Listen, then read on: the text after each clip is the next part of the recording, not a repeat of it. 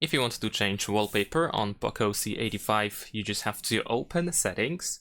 Next, in Settings, scroll down a little bit and then find Personalization.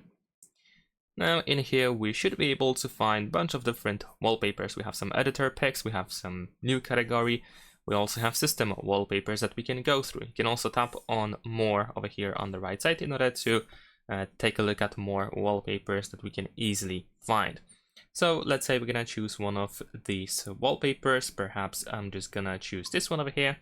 And of course, after that, we can still adjust the, for example, the zoom. We can change the position.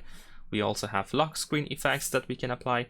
And let's tap on apply in the upper right corner. Of course, we can apply the wallpaper for both the lock screen or home screen. I mean, lock and home screen. Or you can just set it up separately if you want to. I'm gonna set it up as both actually.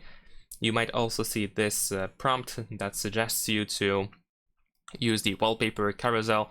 Personally, I am not a fan of this feature, so I'm just gonna turn it off. And there we go, we have a new wallpaper, and that's pretty much it. Thanks for watching, leave a like and subscribe.